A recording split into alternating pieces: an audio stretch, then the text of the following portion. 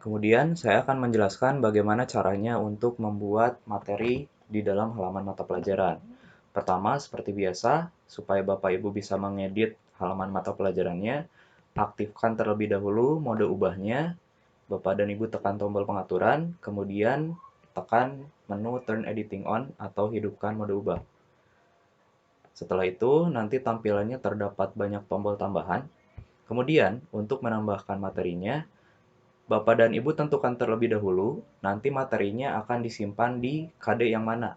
Misalnya, di sini saya akan memasukkan di KD yang 3.1. Nah, karena saya ingin memasukkan materinya ke dalam KD 3.1, maka di dalam KD tersebut, atau di dalam topik tersebut, saya menekan tombol Add an Activity or Resource yang terdapat di dalam topik tersebut, atau KD tersebut.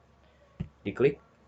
Kemudian nanti muncul menu seperti ini. Karena kita akan menambahkan materi, maka jenis activity yang kita pilih adalah page. Jadi page itu digunakan untuk memberikan materi kepada siswa. Setelah kita memilih page, kita tekan add. Kemudian nanti tampilannya berubah seperti ini.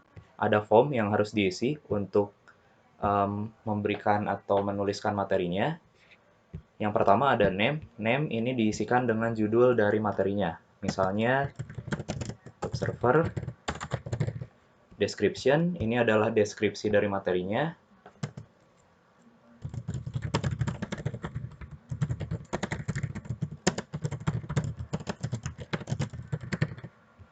Dan apabila ingin ditampilkan di halaman mata pelajarannya juga, si deskripsinya, maka Bapak dan Ibu checklist display description on course page, tapi jika tidak perlu, maka tidak usah di checklist.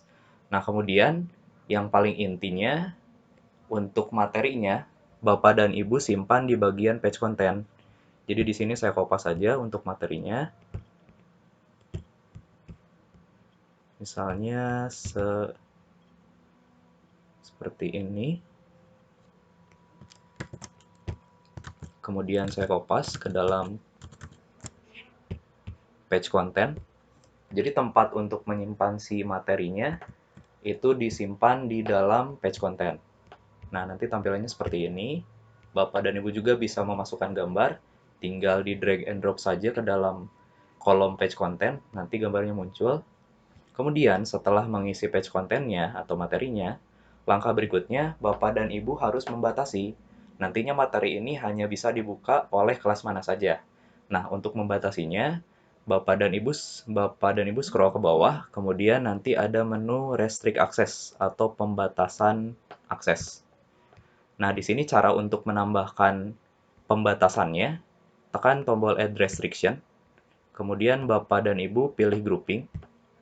Nah, setelah pilih Grouping, di sini ada kolom Choose. Di sini Bapak dan Ibu memilih kelas mana saja yang bisa membuka materinya.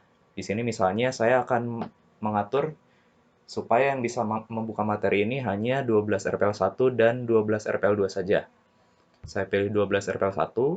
Untuk menambahkan kelasnya lagi, Bapak dan Ibu tekan tombol Add Restriction lagi, pilih Grouping, kemudian pilih kelasnya. Nah, setelah itu, supaya kelas RPL1 dan RPL2 ini adalah kelas yang bisa membuka materinya, pada bagian All, Bapak dan Ibu pilih Any. Jadi, nanti setelah dipilih Any, baik kelas 12 RPL1 atau 12 RPL2 itu bisa membuka materinya. Sedangkan yang tidak tertera di bagian restriction ini, selain itu, tidak akan mempunyai akses untuk membuka materinya. Setelah itu, setelah membatasi si aksesnya, kemudian Bapak dan Ibu scroll ke bawah dan klik Save and Return to Course.